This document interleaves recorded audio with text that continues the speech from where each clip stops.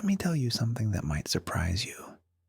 When most people hear about Celtic runes, they're actually talking about something that isn't runic at all.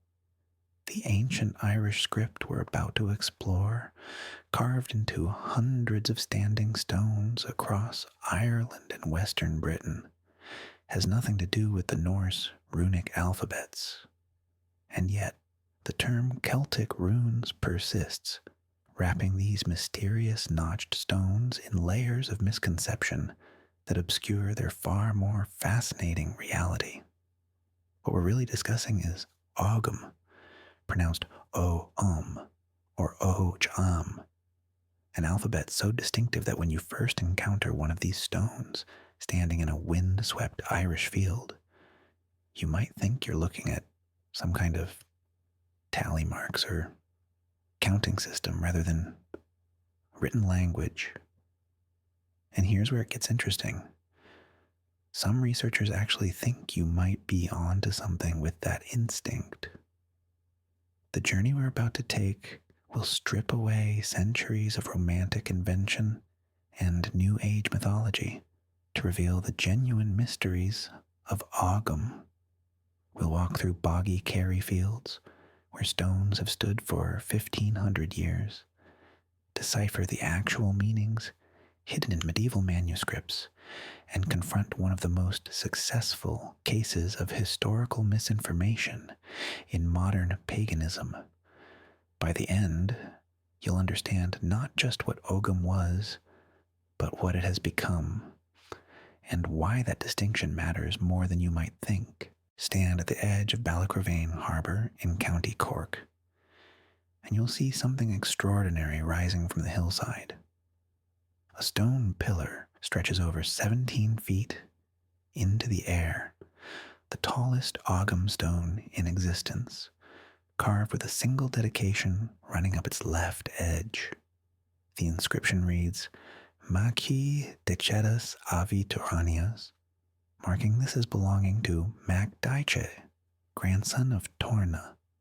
This stone has stood here since somewhere between the 4th and 6th centuries, a silent witness to the rise and fall of dynasties, whose names now survive only in these carved lines. Roughly 400 of these stones still exist, scattered primarily across southern Ireland, with the densest concentrations in Cork and Kerry, where 60% of all Irish Ogham stones can be found. Wales holds the second largest collection, particularly in Pembrokeshire, with additional specimens dotting Cornwall, Devon, Scotland, the Isle of Man, and even surprising locations like Roman Silchester. Each stone tells a story, though rarely the romantic tales we might imagine.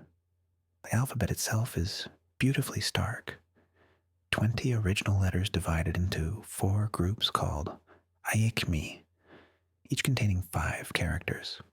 The system is ingenious in its simplicity. A central line called the droim, meaning backbone or ridge, runs along the stone's edge. The first group, Aikme Beta, consists of 1 to 5 strokes carved to the right of this central line. The second group, Aikme Huatha, mirrors this with strokes to the left. The third group, Aikme Muin, uses diagonal strokes crossing the stem line. The fourth group, Aikme Ailme, representing the vowels, consists of notches or perpendicular marks directly on the stem line itself. Reading Ogham requires you to think vertically.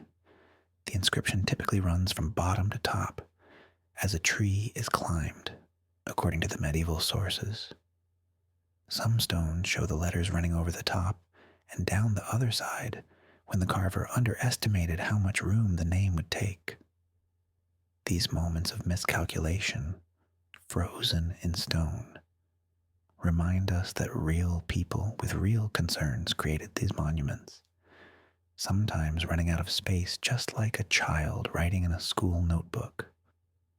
The inscriptions follow a formula so consistent it becomes almost rhythmic. Most begin with a personal name in the possessive case, followed by Mikoi, meaning son of, then the father's name, sometimes extending to AVI, meaning grandson of, and the grandfather's name, of Cairton, son of Enechglas, belonging to Macdishit, grandson of Torna. Occasionally, we find Mucoi, indicating tribal affiliation, connecting the deceased to their broader kinship group. But here's what makes these stones legally significant, rather than merely memorial. Early Irish law texts indicate that land claims weren't considered valid without an Ogham stone establishing ownership rights. These weren't just gravestones. They were deeds, property markers, and territorial boundaries combined. When a landowner died, he was often buried near the edge of his property, and the stone erected over his grave simultaneously marked his final resting place and declared his family's continued claim to that land. The stone at Dunlow, near Killarney, demonstrates this beautifully. 8 stones from the 5th and 6th centuries stand arranged in a semicircle beside the road, each marking a boundary, a grave, or both. These weren't placed randomly. They form a deliberate landscape, a written geography claiming space and asserting identity in a world where such claims needed physical, permanent testimony. If you ask 10 scholars when and why Ogham was invented, you'll get at least 4 different answers, each supported by compelling evidence and each contradicted by inconvenient facts. This lack of consensus isn't academic failure. It reflects genuine historical ambiguity and the tantalizing gaps in our understanding. The dating itself presents challenges. Stone can't be carbon dated. All our chronological evidence comes from linguistic analysis and archaeological context. The Orthodox inscriptions, those earliest examples carved on stone monuments, use primitive Irish, a language form that places them firmly in the 4th to 6th centuries. But the alphabet itself shows signs of being older. It includes letters for sounds that had already disappeared from spoken Irish by the time the surviving stones were carved. This suggests an extended period of use on perishable materials, wood or bark, before anyone thought to carve it into stone. The first major theory, championed by scholars like James Carney and Ian McNeill, argues that Ogham began as a cryptic alphabet. According to this interpretation, Irish scholars or Druids invented it specifically to hide their meaning from those who knew only Latin. In a world where Roman Britain wielded enormous influence and the Latin alphabet represented imperial power, creating a secret system for political, military, or religious communication would have made strategic sense. The very structure of Ogham, with its unique encoding system, supports this idea of deliberate obscurity. The second theory points to Latin influence as the template. The strongest evidence here is sheer proximity and timing. Latin literacy was widespread in neighboring Roman Britain during the 4th century, exactly when Ogham appears to have been formalized. The alphabet contains 20 letters, matching the Latin system, and some of its organizational principles suggest adaptation from Roman models. Several scholars find this the most economically likely explanation, even if it lacks the romance of indigenous invention. A third theory locates Ogham's birth in 4th century West Wales, proposing it emerged from the intermarriage between Romans and Romanized Britons, who needed a way to represent Irish language sounds using Latin-influenced principles.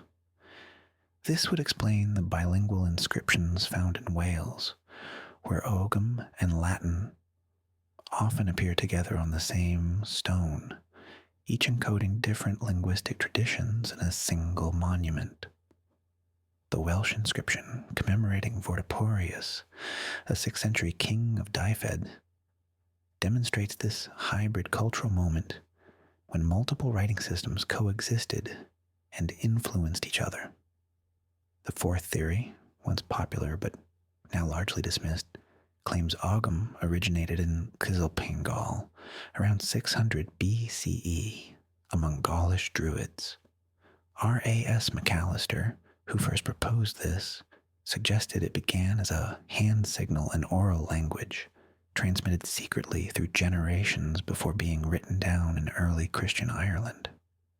He argued the 4 groups of 5 letters each corresponded to the fingers of a human hand, with a sequence of strokes from 1 to 5, representing different finger positions. While creative, this theory lacks archaeological support and requires us to believe in a 600-year oral transmission with no material evidence. Then there's the phonological puzzle that haunts all these theories. Ogham conspicuously lacks a letter for the sound P, because that phoneme had been lost in Proto-Celtic when Latin loanwords containing P entered Irish, including the name Patrick itself. Ogham had no way to represent them. Later, medieval scholars added 5 additional letters called forfeda to address such gaps. But only one of these, marked with an X-shaped double diagonal, regularly appears in actual inscriptions, typically representing a hard K sound in the word ka-oi, meaning here. The mythological origin stories preserved in medieval texts add another layer of complexity.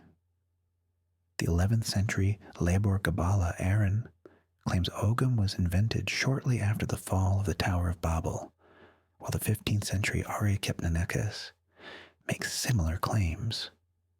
The Ogham tract credits the god Ogma, skilled in speech and poetry, with creating the system for the learned, explicitly excluding rustics and fools.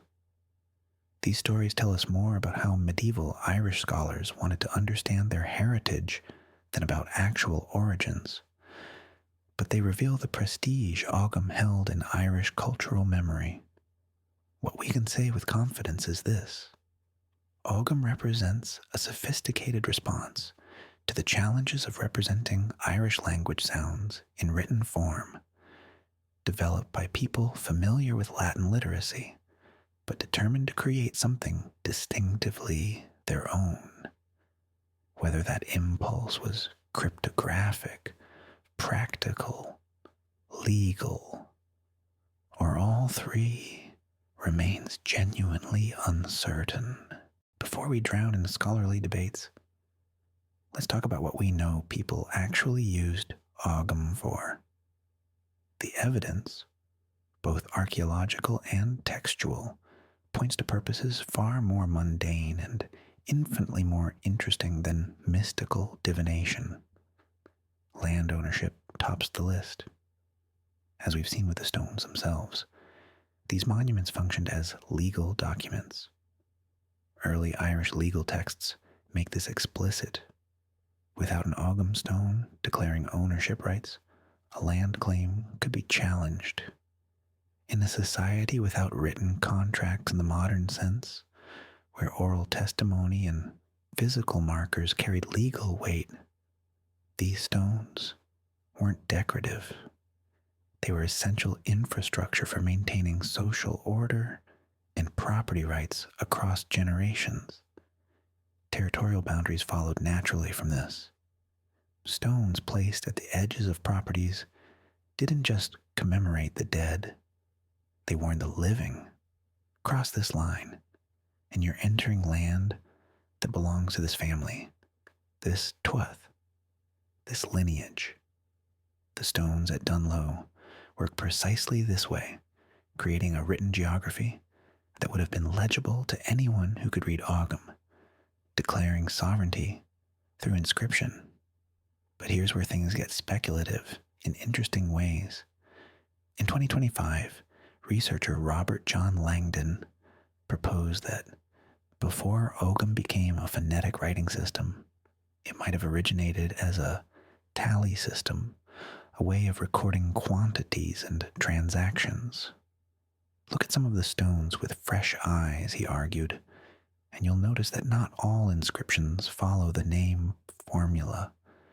Some contain only a few characters that don't translate clearly into words. Some stones stand in locations with no apparent burial or commemorative context. Could these have been recording cattle movements, measuring land divisions, marking trade quantities?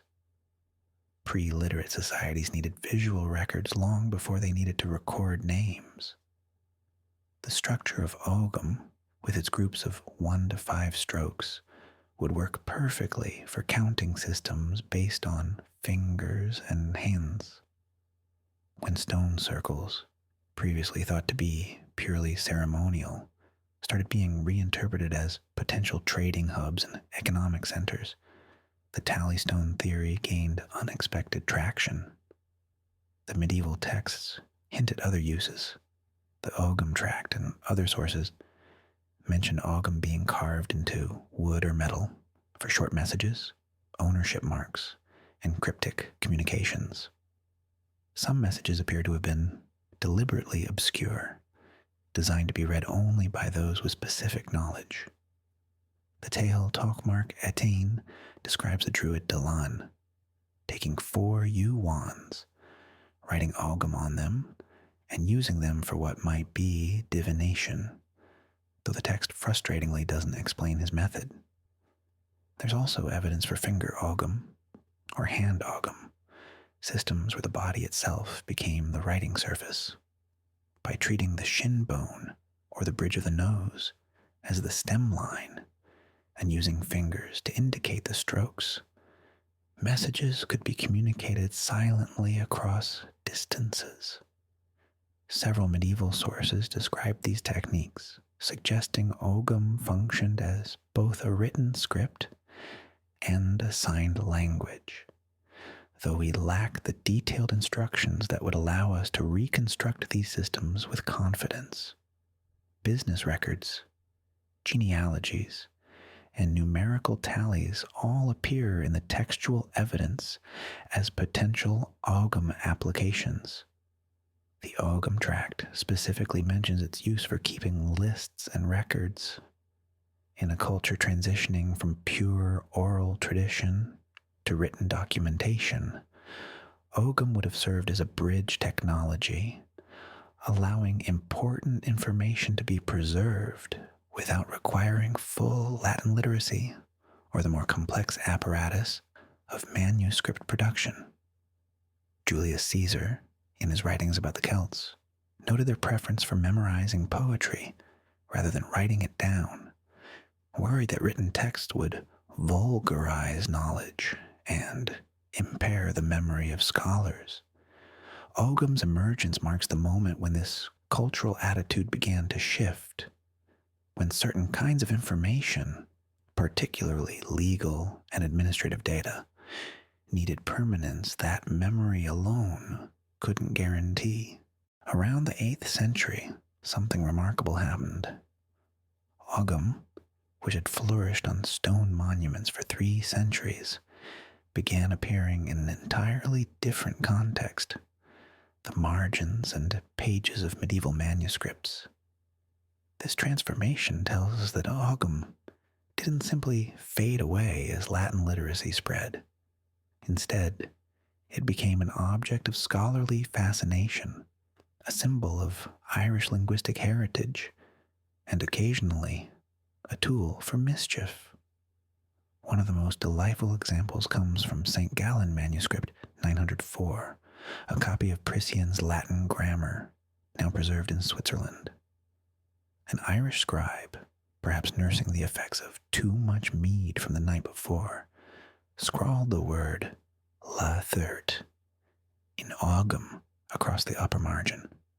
The word means excessive drunkenness or hangover. Was he apologizing for his shaky work? Making a private joke? Recording his physical state as a kind of marginalia? We'll never know. But this single word opens a window onto the human reality of medieval scriptoria, where Ogham served as a kind of secret code for personal notes. The St. Gall manuscript contains nearly 3,500 glosses in Old Irish, making it one of our most important sources for understanding the early Irish language. But scattered among these scholarly notes are Ogham inscriptions that reveal how the script functioned in this new manuscript context, sometimes marking feast days, sometimes recording scribal signatures, sometimes making multilingual puns.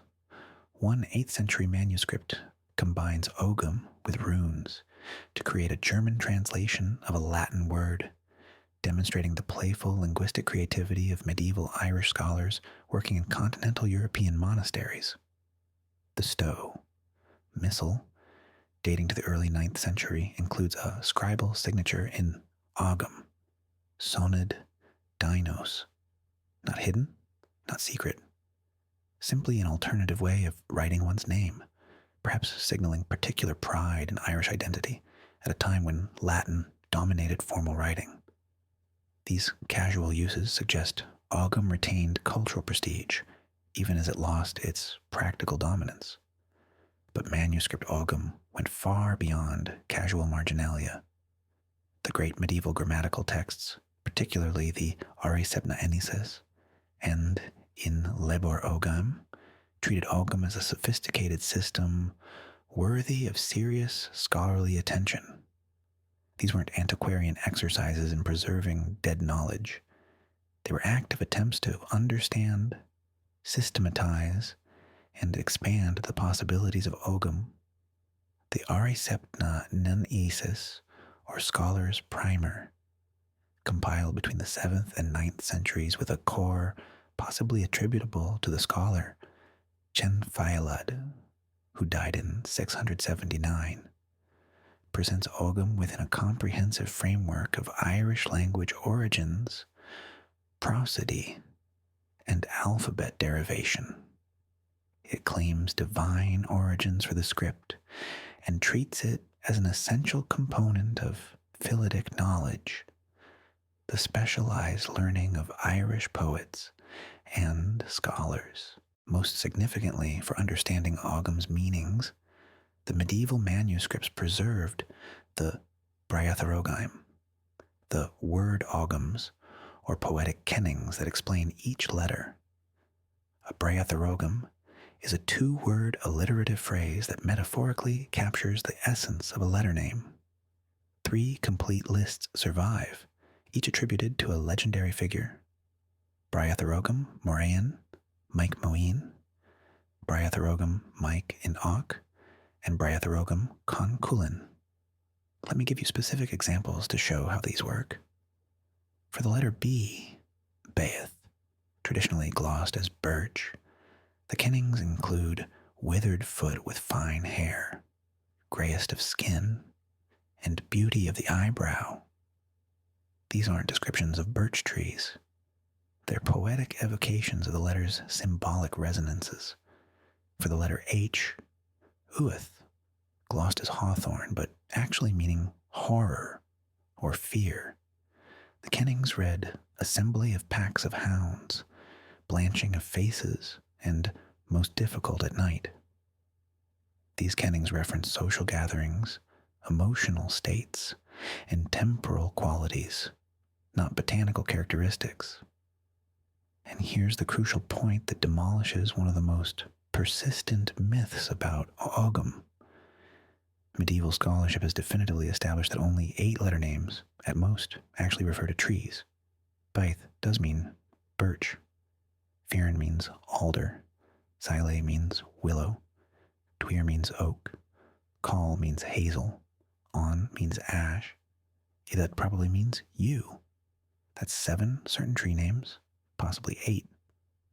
The other 12 letters of the basic alphabet refer to colors, physical objects, emotional states, and concepts that have nothing to do with trees. Tinny doesn't mean holly. It means bar of metal, or ingot, as the kennings make clear. Youth doesn't mean hawthorn. It means horror. R doesn't mean heather. It means earth, clay, soil. The medieval scholars themselves struggled with this, as their glosses reveal. Though Aricept admits some of these trees are not known today, acknowledging that the arboreal interpretation doesn't actually work for many letters. The manuscript tradition also reveals 92 different secret modes of writing, Ogham, recorded in texts like the Book of Ballymote from 1390 to 1391. These include bird Ogham, color Ogham, church Ogham, hill Ogham, and numerous others, demonstrating that medieval scholars saw Ogham not as a fixed system, but as a flexible framework for encoding information in multiple ways. Some of these variants use different symbols, others rearrange the letter order. Still others create palindromic or mirrored sequences designed to baffle readers. This explosion of Ogham creativity in the medieval period shows a script that had transitioned from practical necessity to cultural symbol. It was no longer primarily about recording land ownership or sending messages. It had become a marker of Irish identity, a tool for demonstrating scholarly virtuosity, and a connection to pre-Christian traditions that Christian Ireland wanted to preserve while also controlling and reinterpreting. In 1948, a book appeared that would do more damage to genuine understanding of Ogham than any other single work in the 20th century. Robert Graves, a talented poet and mythographer, but emphatically not a historian, published The White Goddess, a romantic work of imagination that presented itself as scholarship. In it, Graves took the letter names of Ogham, forced them all to represent trees despite clear evidence to the contrary, arranged these supposed tree names into a lunar calendar of 13 months, and claimed this Celtic tree calendar represented an ancient moon goddess religion brought to Europe by mysterious seafaring peoples. The book is beautifully written. Graves had genuine poetic insight, but it's fiction. Graves himself corresponded with R.A.S. McAllister, the scholar whose early theories about Ogham origins had influenced him, and McAllister explicitly rejected his own earlier work before Graves published. McAllister told Graves he was wrong. Graves published anyway. The damage was comprehensive. New Age and neo-pagan communities embraced the White Goddess enthusiastically, and why wouldn't they? It offered a coherent system, a connection to ancient Celtic spirituality, and the romantic appeal of secret knowledge preserved through centuries. Divination sets appeared, each Ogham letter supposedly representing a tree and carrying meanings derived from that tree's folklore.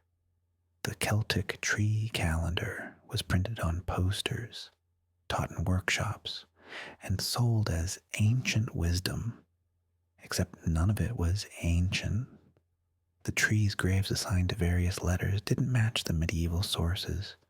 Some trees weren't even native to Ireland. The lunar calendar structure had no basis in Celtic timekeeping, which was solar and seasonal, not lunar. The goddess worship narrative reflected Graves' own theories about matriarchal prehistory, not Irish tradition. The academic community pushed back hard. Damien McManus, one of the leading Ogham scholars, stated in 1988 with palpable frustration, "It has become a commonplace of Irish scholarship to regard all the Irish letter names as names of trees, and no other aspect of Irish letters has contributed more to the derailment of a serious study of the history of Ogham than this." But academic corrections travel slowly. The white goddess is still in print. The Celtic tree calendar is still sold. People still learn Ogham divination using Graves' system, unaware that it was invented by a 20th century poet.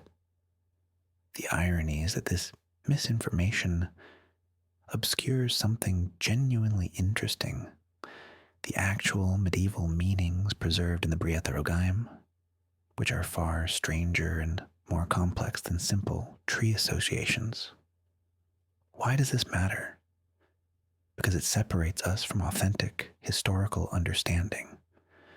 The real Ogham, with its connections to land law, its cryptographic possibilities, its kenning system that links letters to concepts like luster of the eye and friend of cattle, is fascinating precisely because it's unfamiliar.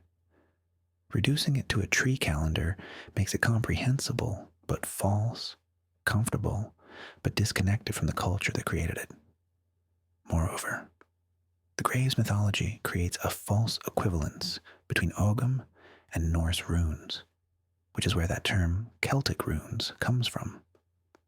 The English word rune derives from the Norse runa, meaning secret or mystery. Intriguingly, the Irish word run also means secret or mystery, but this linguistic coincidence doesn't make Ogham and runes the same thing. They developed in different contexts, served different purposes, and carried different cultural meanings. Calling Ogham Celtic runes is like calling Japanese kanji Asian Latin letters, because both systems use written characters. So where does this leave contemporary practitioners who want to work with Ogham?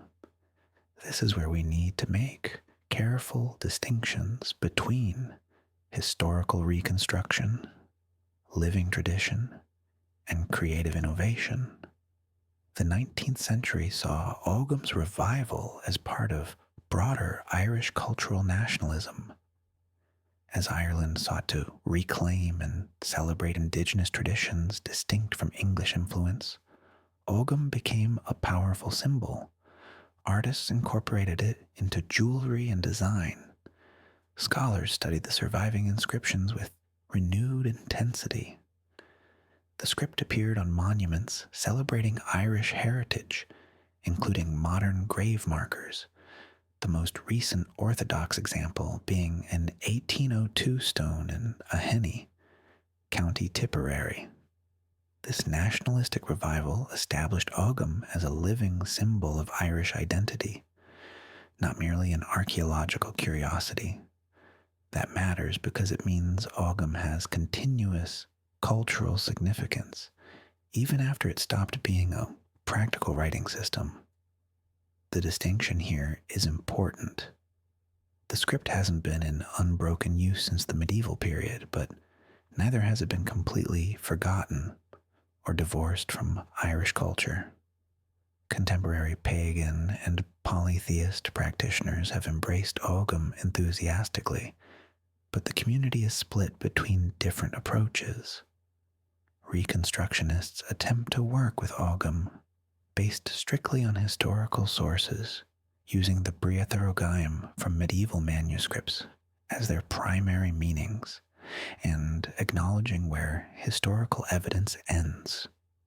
Eclectics and neo-pagans often work with Graves-influenced systems, either because they're unaware of the historical problems, or because they found these systems personally meaningful, despite their modern invention.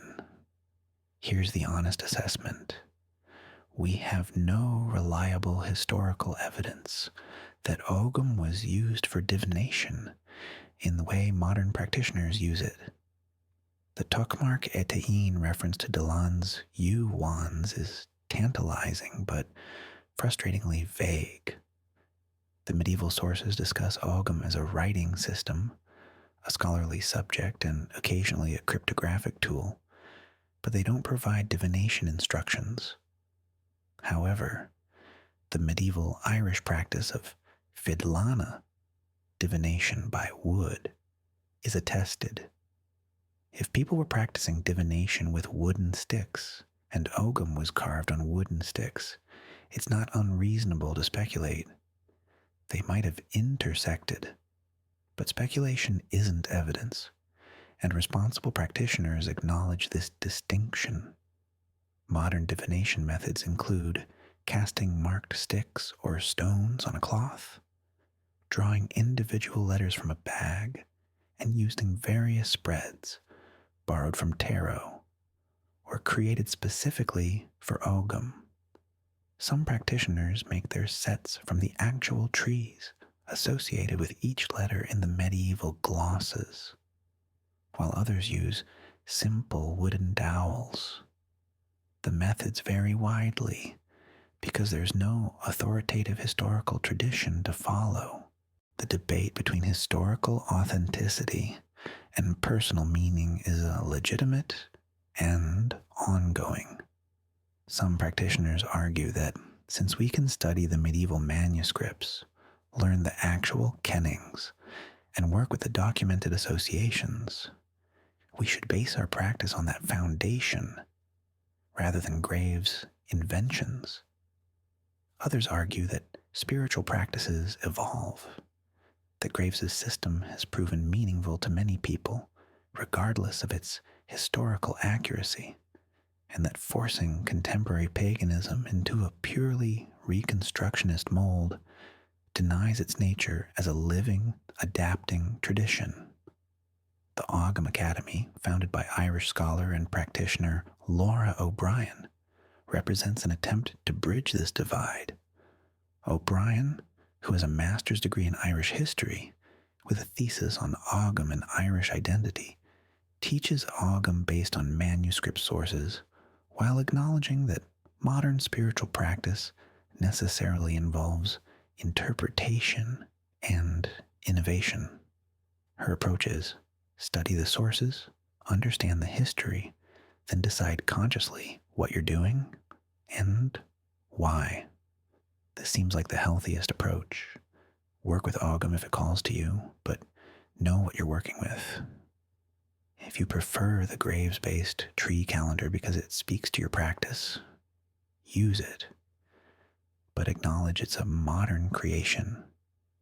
If you want to work with the medieval kennings, study them deeply, learn the Irish language context, and recognize you're still interpreting material from a vastly different cultural moment. The key is honesty. Don't claim ancient authority for modern inventions. Don't dismiss historical evidence because it complicates your practice. And don't let the complexity paralyze you into inaction. Ogham can be a powerful tool for meditation, self-reflection, and spiritual development, whether you're using medieval sources or modern adaptations, as long as you know which is which. We've traveled from windswept hillsides where stones marked ancient property lines, through medieval scriptoria where hungover scribes made jokes in extinct alphabets, into 20th century myth-making and contemporary spiritual practice. What have we learned? Ogham isn't Celtic runes, despite the persistence of that term. It's a uniquely Irish and British script that served practical, legal, and eventually scholarly purposes. It wasn't primarily mystical, though it may have had mystical applications. It wasn't all about trees, though some letter names genuinely refer to them. It wasn't a divination system, though it has become one.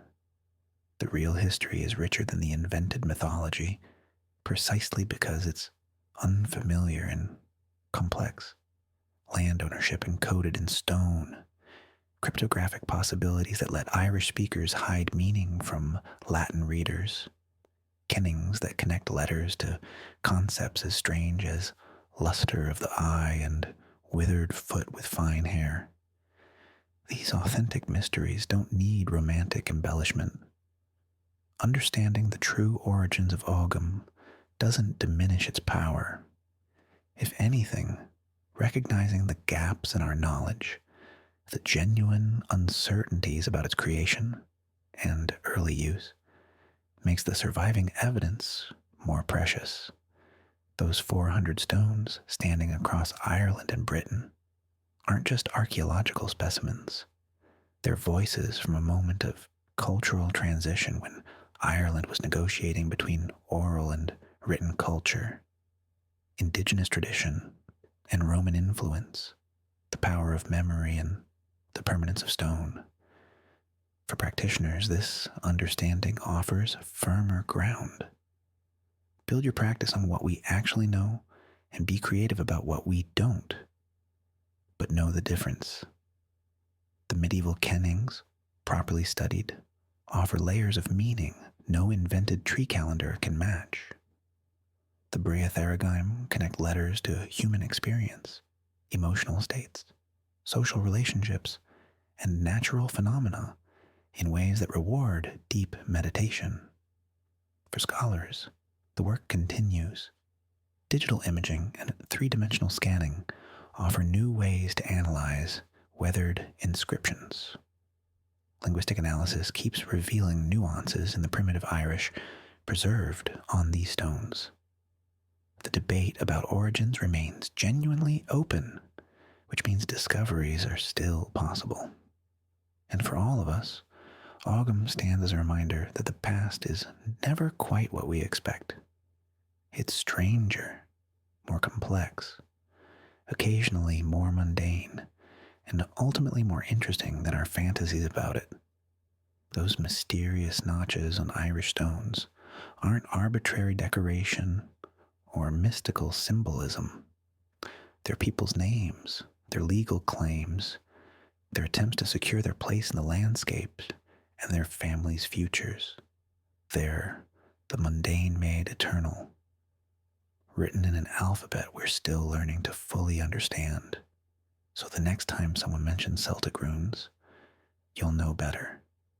You'll know about Ogham, about Ballacravain and Dunlow, about the Bríatharogaim and Robert Graves, about stone and manuscript, about what we know and what we've invented. And that knowledge, honestly held, is worth more than all the romantic mythology we might spin around it. If this exploration has sparked your curiosity, consider diving deeper. Study the photographs of actual Ogham stones. Read the medieval manuscripts in translation. Learn the difference between historical evidence and modern interpretation. And if you choose to work with Ogham spiritually, do so with eyes open, honoring both its genuine history and the living tradition you're helping to create.